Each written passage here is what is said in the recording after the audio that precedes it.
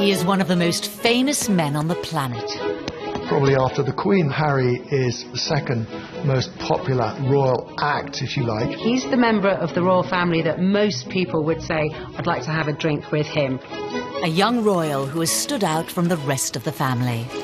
Harry is very accessible. He's very cheeky, he's very funny, he plays around with the press, and he's very naughty, and I think Britain adores him. But behind the smiles, Prince Harry has had to face unique difficulties. From his parents' very public marriage breakdown. Harry was very often devastated by what was so public. To losing his mother. He said that no child should ever have been made to do what he did. And struggling to find a role for himself. On the right! Quick! March! Tonight, royal experts and insiders lift the lid on Prince Harry's inner turmoil. If you look back over his life, you can see moments where his troubling side has come to the fore. And we reveal how the problems of his past led him to his present path. Harry blames the media for the death of his mother. He was determined that they wouldn't do for Meghan what they did for Diana. Living a life of privilege, are some of Harry's issues first world problems? Or has he been expected to suffer in silence in an institution famous for keeping a stiff upper lip? I think he's very warm, I think he's very fun-loving, but I think he's also quite troubled and he's quite open about that. He is quite conflicted when it comes to balancing his private and public life, and really always has been. He said he wants to be ordinary. He can't be ordinary. He is a member of the royal family.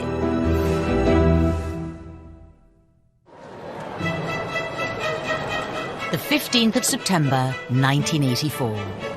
The nation was at fever pitch for the birth of Prince Charles and Princess Diana's second child.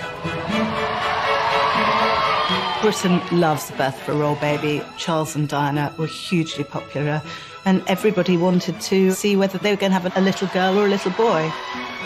Crowds were gathering outside the hospital, outside the gates of Buckingham Palace, and they wanted to see who was going to be on the tea towel. Look, I was christened in this. Looks remarkably well, despite it. From the beginning, the spotlight was on the young Prince Harry. For Diana to have another child in fairly swift succession was, of course, joyous. And then when the child grew up and had ginger hair, and I think even from an early age has been quite cheeky with photographers and seemed to be quite contrasted to William in his temperament, there was, of course, excitement about him. When it comes to dealing with the press, Prince Harry has a style all of his own. Harry sticking his tongue out at the press totally endeared him to the public, because people thought, here is a royal who's not one of the sort of stuffed shirt automatons. Here's a royal who seems to have a lot of personality, even as a little child. Some labelled it as cheeky, some as rude. Most people thought it was delightful. It was quite endearing when he was a young boy, really came to colour the way his views of the press were shaped. Harry's role in the royal family wasn't just a brother for William and another son for Charles and Diana. On paper, Prince Harry's start in life was incredibly privileged, incredibly lucky. But actually, in reality, being born as the younger brother of the future King of England is a very difficult position to be born into. Of course, they're known rather unkindly as the spare. I think being the spare to the heir is a role that inherently has problems attached with it. You know, if you look at the heir, if you look at Prince William, his role has always been defined. What he's going to do has always been clearly outlined. Harry, like spares historically in the royal family, has had to find a role for himself. To some, Prince Harry grew up in the shadow of a brother destined for the throne. He was always less than his brother. The late Queen Mother used to invite Prince William over for tea and talk to him about his future, and not invite Prince Harry. The Queen Mother always made sure that Prince William was seated in a prominent seat next to her, and Harry never was. Diana would take the two boys to Highgrove in Gloucestershire. And on this particular occasion, Diana was driving, I was sat in the front, William and Harry in the back. You know, they clearly got off to a bad start because they were both arguing before we even left.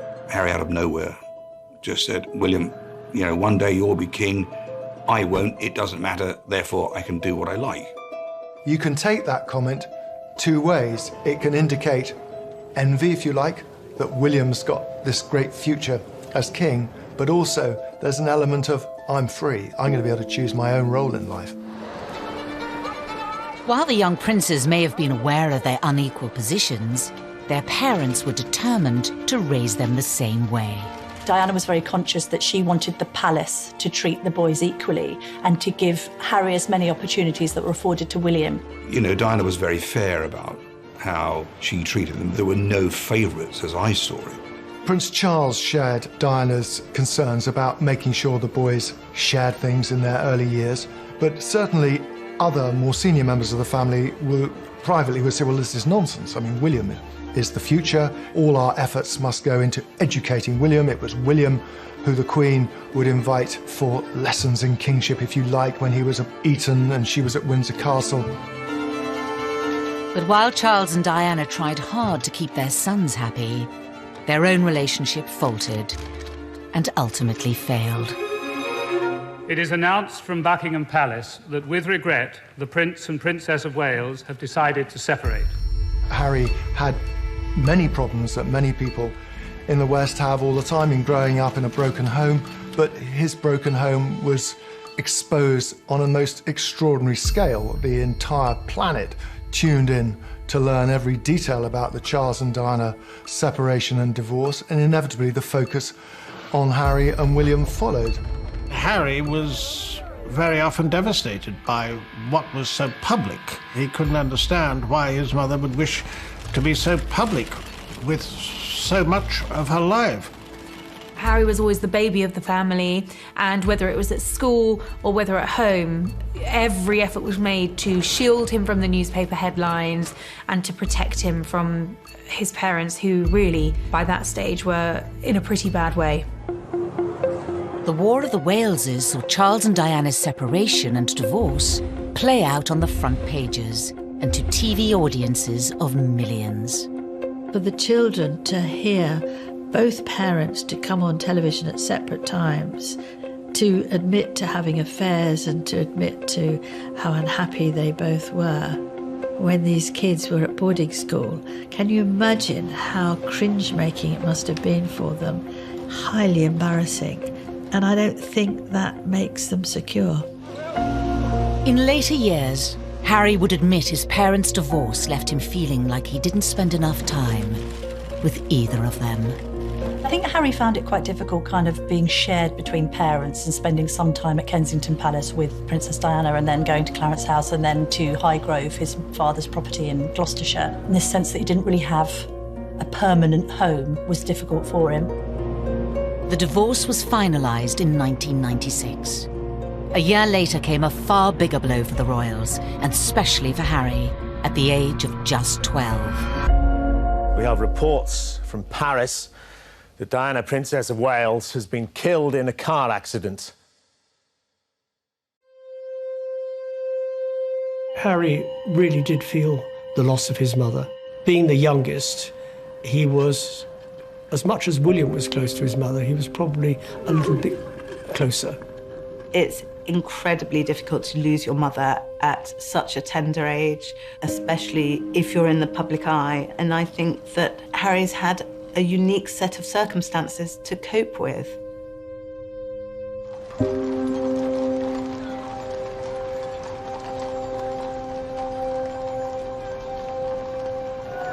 Less than a week after Diana died, her funeral was watched around the world by around 2.5 billion people. I don't think anyone will ever forget the sight of Harry walking behind his mother's coffin, so small, so young, so grief-stricken. But this is part of being royal. This is their duty. I may not necessarily agree with it, but this is what it was, and that must have been very difficult for him. There's a mantra within the royal circles that you do not wear private grief on a public sleeve.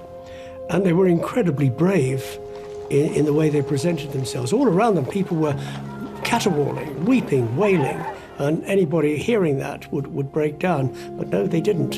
Which was actually very selfish of most people, because somewhere in amongst all that national outpouring of grief, the private grief of the boys got lost. Ever since Diana's death, Harry has been in no doubt about who he blames for the tragedy. I think it was inevitable that Harry blamed the press for the death of his mother.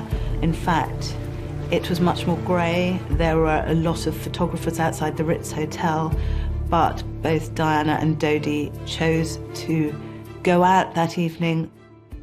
Being part of this family and this role and this job, every single time I see a camera, every single time I hear a click, every single time I see a flash, it takes me straight back. So in that respect, it's the worst reminder of her life as opposed to the best. For 2 decades, Harry said very little about losing his mother. But in recent years, he has lifted the lid on the emotional turmoil he's been experiencing. He's said that no child should ever have been made to do what he did. The experience of that, the trauma of losing his mother, has culminated in years of personal crises for the prince, something that he's struggled with in adulthood. And I think having spoken so openly and courageously about the impact that losing his mother had on him, we now do have some understanding on just how much that has shaped him. Harry revealed he had been seeing a mental health professional to help him with his grief. It was a big surprise when Harry came out and said he'd had these mental welfare problems, the fact that he'd sought help, treatment. We learned that it was William who had not forced him, but said, you've really got to get some help here. We also learned that he'd taken up boxing to try and control his aggression, and the aggression was a consequence of his mourning, and he was still dealing with his grief over his mother's death. But it would take nearly 2 decades for Harry to seek help. In the years after Diana's death, the young prince would deal with his troubles in a very different way. The sadness and the grief would make him behave in a very inappropriate way. He had problems with excessive drinking and also problems with drugs.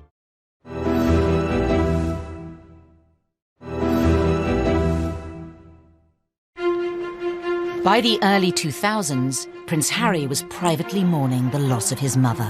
Prince Harry told me that for years he buried his head in the sand, and he thought, if I don't think about her, I won't get upset. And he did this from quite an early age. But in public, he was gaining a reputation. The party prince, the playboy prince, the hard-drinking prince. The first time I ever met Prince Harry, he was at a nightclub. It was the year of his A-levels. He was meant to be at home revising, and he was at the Kensington Roof Gardens, knocking back vodka shots, smoking Marlboro Lights, surrounded by a group of gorgeous blondes. That was Prince Harry. Harry's wilder side had emerged even before reaching his A-levels. A newspaper had been passed details about Harry drinking, being involved in lock-ins in local pubs, and smoking cannabis on occasions too.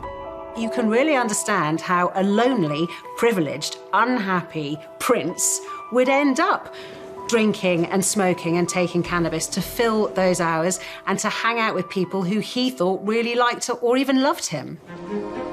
16-year-old Harry was made to visit a drug rehabilitation clinic by Prince Charles to educate him on what could happen if he didn't change his ways.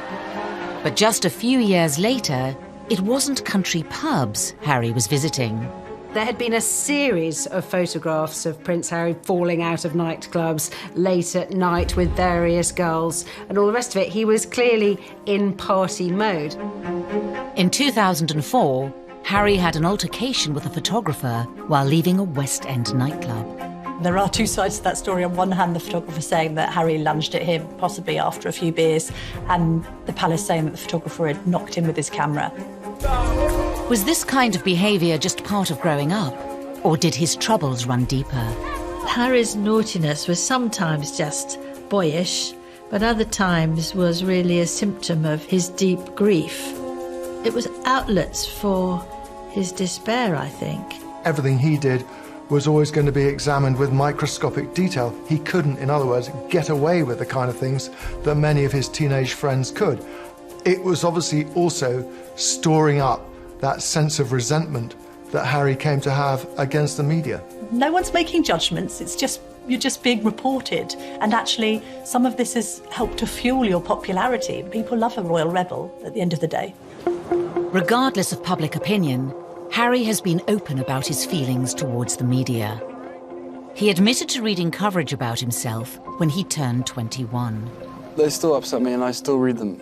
Why, I do not know, but I have to read them just for peace of mind, just to know what they've written and to see who wrote it and see who took the photographs, you know, write that down for later. But there was one newspaper report about Harry's behaviour that upset many others.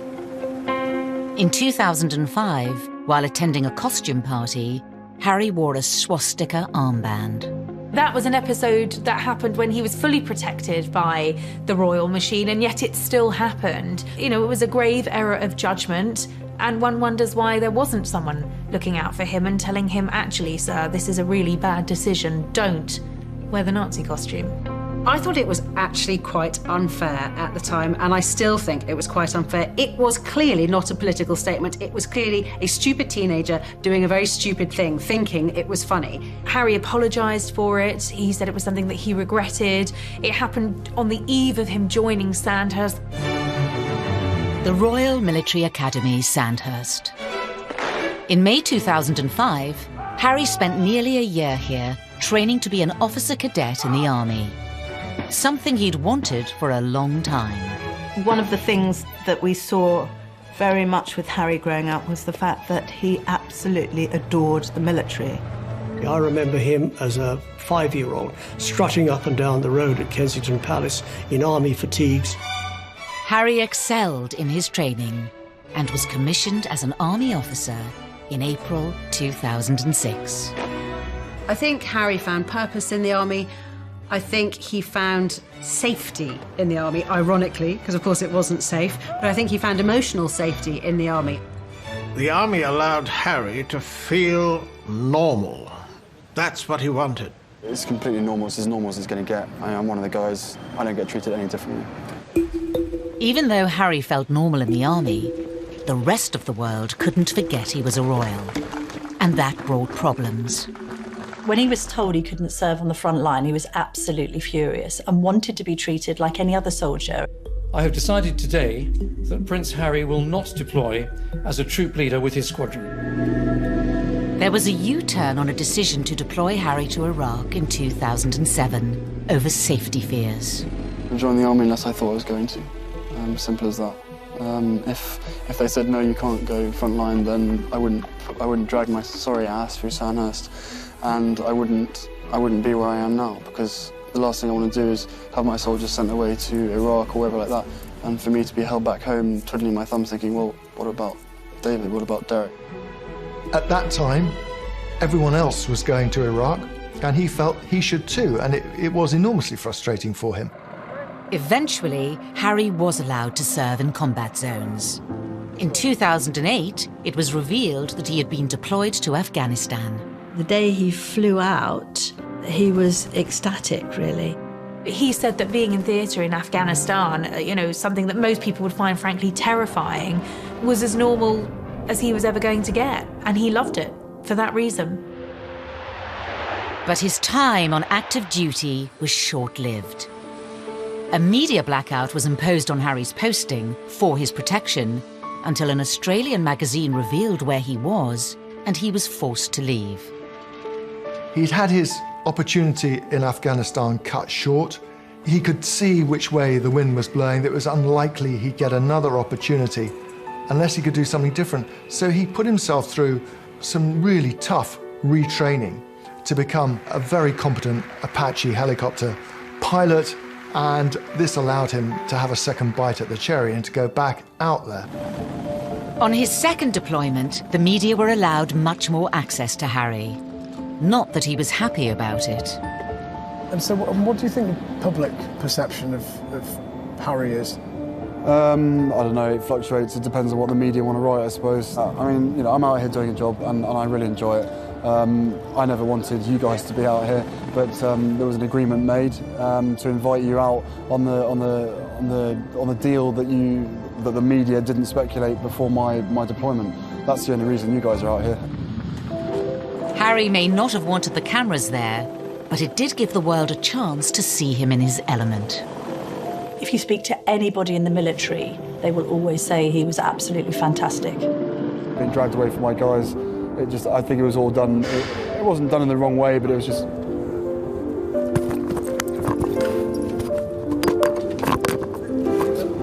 This was Harry doing what he did extremely well, but also doing what he was always keen on doing. In January 2013, Harry returned to the UK after a successful deployment, but there were questions over what was next for him. Because of who he was, it was no longer possible for him to pursue that career. And then what happens? He's left really without a job, without a purpose. He was doing something he felt comfortable with. The army, and anybody who has made a career in the army will tell you military is family, and he felt at home. There was camaraderie. And by the time he got out, he was a little bit lost because he really didn't know what to do, and that winds back to the spare. There is no defined role for that spare. Because he certainly wouldn't contemplate an army desk job. He's not the type of person who would fit in to that, and therefore there was a huge question mark. What would he do next?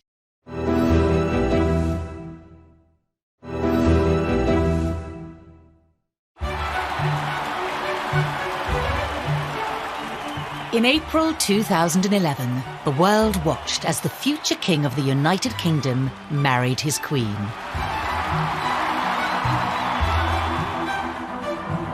Best man Prince Harry was by his brother's side as William officially settled down. Roger, if you can call 30 seconds and I request flares and as low as possible. But in between his army tours, was Harry ready for the same thing? Still talking. Or did he still have some growing up to do? The Americans arrived, all is well in the Empire. It didn't seem then that he was yet quite ready to settle down. Oh, there it is. Yes, Harry was a prince, but he was also a lad who wanted to go out and have some fun. 2012 was, of course, Harry let loose in Las Vegas.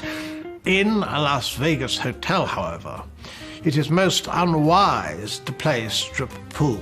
According to the advertisement, what goes on here stays here. In Harry's case, it certainly didn't. Once again, Harry was front-page news for all the wrong reasons. For some, it was Harry the lovable rogue. The tabloids ran the images of him basically stark naked, covering his crown jewels, I think. There was no wrongdoing there. It was a bit of harmless fun. And what's been interesting about Harry is actually quite a few of these episodes have endeared him to the public even more.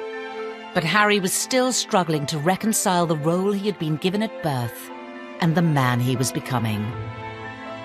Probably let myself down, let my family down, let other people down, but at the end of the day, you know, I was in a private area and there should be a certain amount of privacy that one should expect.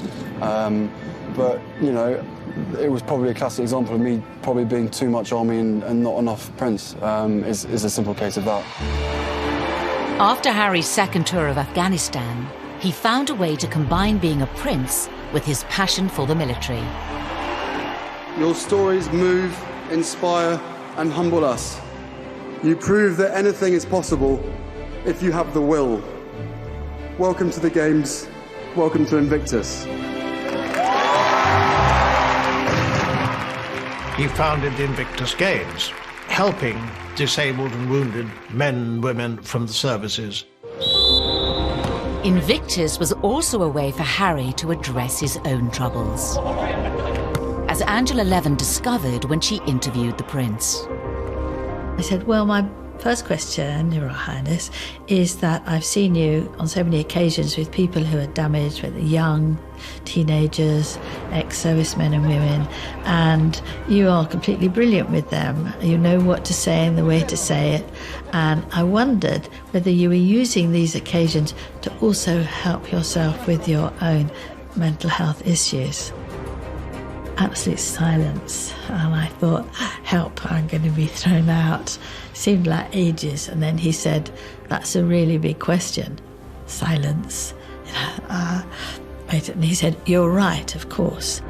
He felt that he was helping others who were probably suffering the same as he was, because those in the Invictus Games, they're also suffering. This was Harry's way, undoubtedly, of continuing links with the military, which he wouldn't do from a desk job, but wanted to do in the wider world, following his mother's footsteps as well for charitable activities. Harry had created an outlet that gave him a purpose and allowed him to help others. But what about his private life? His relationship with his brother was always close. Every year we get closer, and we've even resorted to hugging each other now, after not seeing each other for long periods of time. But he is the one person on this earth who I can actually really, we can talk about anything, and we understand each other, and we give each other support, and everything's fine. They were two peas in a pod. They looked out for each other. We're brothers, not lovers, right? That's the difference. It's a bit weird. For some, Harry gaining a sister-in-law highlighted the need for him to move on and find his own partner. Inevitably, there was sort of a little bit of gentle mockery about him as a sort of the third person in the marriage of William and Kate on this occasion, of course, because they were so close, they did things together. There's just an awkwardness to that scenario, a couple trying to carve their own path as newlyweds, and then a prince who's got a great deal to offer, and which takes precedence, and who's more popular when it comes to the press, and how does that work in tandem. So I think there was always friction in that regard with the three of them. I think what changed things for Harry was William having his own children, and Harry looking on at Kensington Palace where they were neighbours, and thinking that he probably wanted that for himself. It's fantastic to have another addition to the family. I only hope my brother knows how expensive my babysitting charges are. It was always inevitable that Harry was going to want to live his own life. Oh, put some effort in. It's the wizard, never the wand. How But for Harry, finding a princess of his own would prove difficult. The first love, Chelsea Davy, the girl that he met in South Africa, who he fell head over heels in love with, she had 8 years to look into the goldfish bowl of royalty and to realise absolutely this wasn't the life for her. He lost Chelsea because she didn't like to be in the spotlight. Harry was disappointed, but he was very much younger, and this was probably his first love, and probably a love that was not going to go anywhere. That was swiftly followed by a relationship with Cressida Bonus, who was a budding actress. And she, too, didn't like the idea of media intrusion. Media's got a knack of destroying relationships, and she didn't like media intrusion and really did want to pursue her acting career, and she walked away. For years, Harry was troubled by his position and the scrutiny that came with it, which would scare women away. And it's quite sad when he's one of the world's most eligible bachelors, and at the same time not seeming to be able to find somebody who will take on the job of being in the public eye. There is this sense that they loved him but didn't love the idea of being royal. Then Meghan Markle entered Harry's life, offering him a genuine chance at happiness. After rumours of a relationship, the pair appeared in public together for the first time in September 2017 at the Invictus Games in Toronto. Meghan was different in many ways. She had a degree of fame and had lived through that herself. She was incredibly accomplished as a public performer, as an actress. It gave her great confidence. She seemed incredibly secure in herself, and she was that much older than these girls that had gone before. She'd also, of course, been married, which added an entirely different layer to the relationship. Good grief, Prince Harry is punching above his weight here. There's this amazingly glamorous American actress. When I walked into that room and saw her, and there she was sitting there, I was like, okay, well, I'm going to have to up my game. It was almost as if she was a ready-made royal and therefore a perfect fit for him. In this strong, striking, confident woman, there was actually someone who was very capable of handling the pressure and the scrutiny of being in the public eye. That was something that neither of his two girlfriends had been willing to take on. But the scrutiny would soon affect Prince Harry and his new girlfriend. He issued an unprecedented statement saying, Meghan Markle has been subject to a wave of abuse and harassment. I did not have any understanding of just what it would be like. I don't think either of us did that. We both said that, even though we knew that it would be. Yeah, I tried to warn you as much as possible, but I think both of us were totally surprised by the reaction after the first 5-6 months when we had to ourselves. You could see that the old thorny issue of Harry's relationship with the press was raising its head again. Quite a lot of the press was very, very charged about her background, headlines like kind of straight out of Compton and all of this kind of thing. There was quite an unpleasant tinge to it. There has been some very negative publicity given, and some of it marginally racist, which is unacceptable.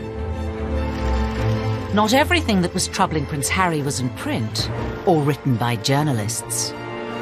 Horrible, horrible stuff on social media, and I'm sure they weren't scrolling through it all the time, but you will see the stuff. You know, they're modern young royals. Of course they're going to be on social media. This time, though, the relationship survived. Harry asked Meghan to marry him. What were we doing? Just roasting chicken and Trying to roast chicken. Trying to roast a chicken. And it was just an amazing surprise. It was so sweet and natural and very romantic. He got on one knee. Having watched Harry grow up, the public saw this as the moment to put his past behind him. They wanted Harry to be happy. They adored Harry and they wanted him to be content and find the right person.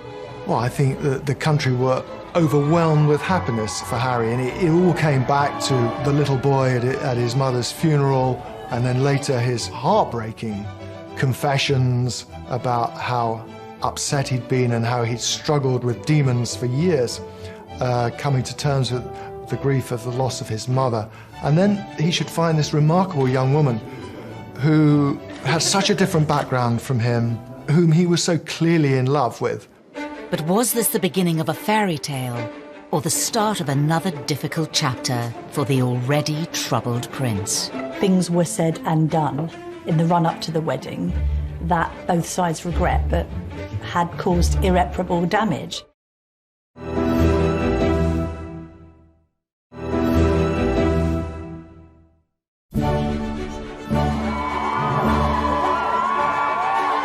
On the 19th of May 2018, all eyes were on St. George's Chapel in Windsor.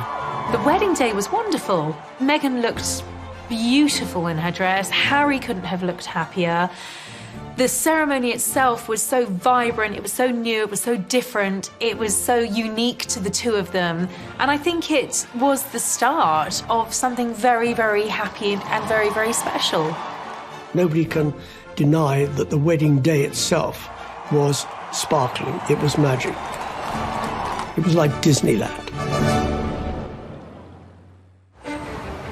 But not long after, Harry was once again facing familiar troubles with the press.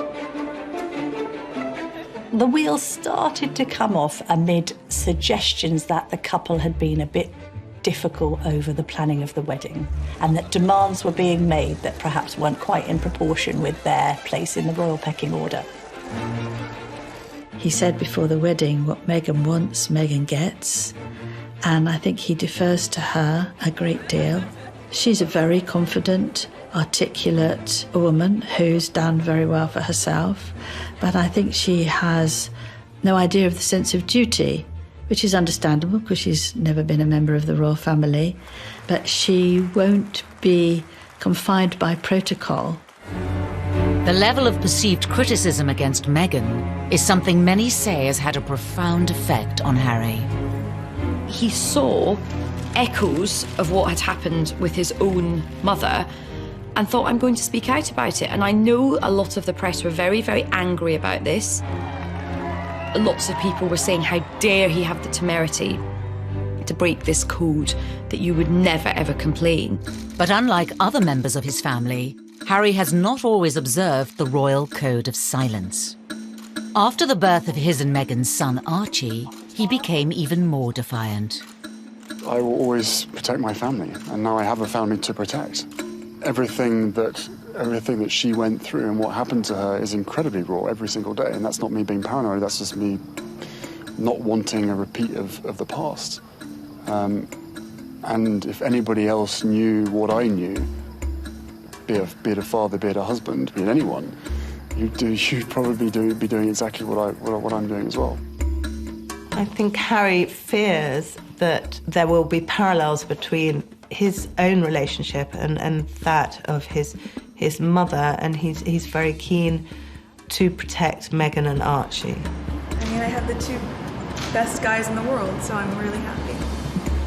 Harry is so protective of Meghan because of his mother and this idea that he doesn't want any other woman in his life going through what Diana went through. The trouble is with that is he has rewritten history somewhat, because although there was undoubtedly a hounding of Diana, there was also a manipulation of the press. In the eyes of some, criticising the press for criticising them hasn't always been warranted. Meghan flew to New York for a baby shower. Now, nothing wrong with going to a baby shower. That's what Americans do. We don't do it so often in the UK. But she flew over a private jet. What's wrong with a commercial jet? They went to Ibiza and the south of France in private jets. What's wrong with commercial flights? And that's where they were getting criticised, because they'd been preaching climate change. They'd been preaching the environment. They'd been preaching global warming and doing all the things that they shouldn't be doing. Everybody deserves a critical word written about them. Nobody should be above reproach. The press accused them of hypocrisy, and there's no question also that they weren't, it seemed, listening to advice or paying much attention to precedent. All of this made the atmosphere very unhappy. While the press levelled criticism in public, behind palace walls, Harry was allegedly facing troubles of a much more private nature. One of the things that unquestionably adversely affected the relations between Harry and William, who were so close for so many years, was a series of rumours after the wedding. William expressed doubts to Harry as to whether or not he was too quick in being engaged to Meghan. There was a brotherly discussion, which I think was voiced out of concern from William, but was misinterpreted as a lack of support. Things were said and done in the run-up to the wedding that both sides regret, but had caused irreparable damage. Was Harry losing the one person he could trust? The brother he was so close to throughout the troubles of his childhood? There are also clearly unresolved issues and a distance between the two brothers that has never been there before. In 2019, the brothers split their royal households. And later in the year, Harry even addressed the rumours of a rift. Inevitably, stuff happens, but look, we're brothers. We'll always be brothers. We're certainly on different paths at the moment, but I will always be there for him, and as I know, he'll always be there for me. We don't see each other as much as we used to because we're so busy. But I love him dearly, and the majority of the stuff is the majority of stuff is created out of nothing. But it's just, as I said, as brothers, you have good days, you have bad days. The writing was on the wall. It was, in effect, a declaration of independence. The Duke and Duchess of Sussex have announced that they are carving out what they call a new role for themselves. They intend to step back as senior members of the royal family and work to become financially independent. In January of 2020, Harry and Meghan announced they would be stepping down as working royals. Prince Harry and Meghan had been out in Canada over Christmas trying to work out how they wanted to proceed into the future. I think Meghan and Harry decided to step down as working royals because they felt that they were being constrained by the palace system. Once Meghan and I were married, we were excited, we were hopeful, and we were here to serve. For those reasons, it brings me great sadness that it has come to this. This is unprecedented. It is an abdication in all but name. It's pretty seismic for the House of Windsor. There was a sense of being hurried about it, and I don't think the Queen, for one, was quite ready for it to come out as it did. After negotiations with the Queen, it was decided Harry and Meghan would lose the title Royal Highness. They would no longer receive royal funds. The official departure date was set for the end of March. But it seemed Prince Harry was keen for the new chapter of his life to begin. Before giving a speech in Edinburgh, Ayesha Hazarika was the first person to introduce the new, titleless Harry to the world. I met him, and what happened was I was going into the room and I was very unsure about what to call him. I mean, his advisor just said, look, just call him Harry. Just call him Harry. And he's made it clear that we are all just to call him Harry. So, ladies and gentlemen, please give a big, warm Scottish welcome to Harry. I turned him from a prince into a commoner. I have that effect on people.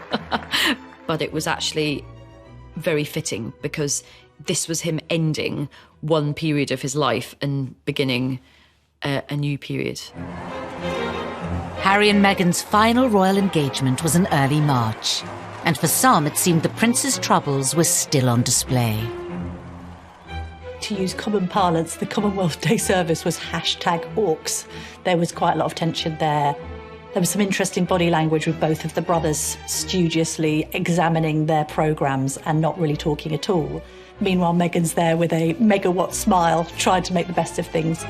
The lack of warmth between them was, well, yeah, I mean, from having seen them so close for so many years, it was quite startling. The couple plan to split their time between Canada and the UK. Whether that will solve Harry's troubles remains unclear. We will see whether or not that brings the contentment and the peace that they're seeking. He knows in his heart what he wants to be. He said he wants to be ordinary to me. He can't be ordinary. He is a member of the royal family. Wherever he goes, he will be known as a member of the royal family. It's still unclear how the couple's new life, away from palaces and courtiers, will pan out. The Queen has made it very clear that she would always welcome him back, and the arrangements where they have to drop the titles and not receive the sovereign grant and all these restrictions are only for a year, and after that it's going to be looked at again. So they're really under the watchful eye of the royal family for the first year, which they probably don't like at all. The future for Harry and Meghan poses many questions. Will they be free to speak their mind? Recently, Harry was caught off guard by Russian comedians in a prank phone call in which he spoke candidly, unaware it was a hoax. I don't mind saying this to you guys. I think the mere fact that Donald Trump is pushing the coal industry so big in America, he has blood on his hands, because the effect that has on the climate and on the island nations far, far away, again, out of sight, out of mind. I think he's definitely going to be off the leash. I mean, I don't get the impression he's going to be sort of gratuitously, confessing all, but there will come a point where I think the lid will get lifted on this whole saga. Despite his popularity with the British public, Harry has long been a troubled prince. Will his dramatic break from the royal family finally allow him the freedom to start a new life and leave his troubles behind? Maybe it'll work for them. Maybe he'll be a much more relaxed and happier man. They will be missed in the UK, and I just hope they find themselves and they are equally as successful as they have been. There is a great sense of loss, that this is Britain's loss, this is the royal family's loss at the end of the day, and it's North America's gain.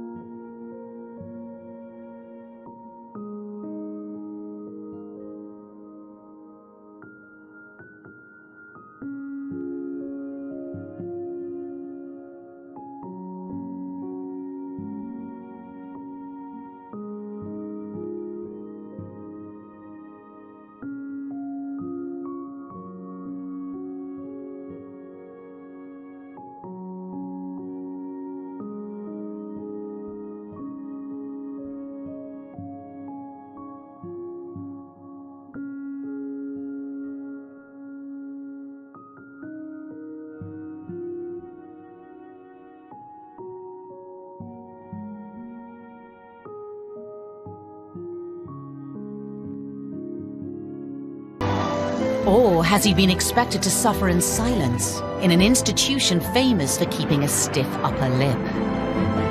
I think he's very warm, I think he's very fun-loving, but I think he's also quite troubled and he's quite open about that. He is quite conflicted when it comes to balancing his private and public life, and really always has been. He said he wants to be ordinary. He can't be ordinary. He is a member of the royal family.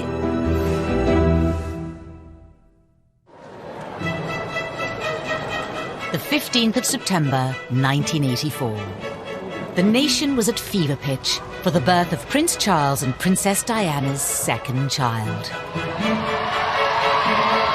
Britain loves the birth of a royal baby. Charles and Diana were hugely popular, and everybody wanted to see whether they were going to have a little girl or a little boy. Crowds were gathering outside the hospital, outside the gates of Buckingham Palace, and they wanted to see who was going to be on the tea towel. Look, I was christened in this. Looks remarkably well despite it. From the beginning, the spotlight was on the young Prince Harry.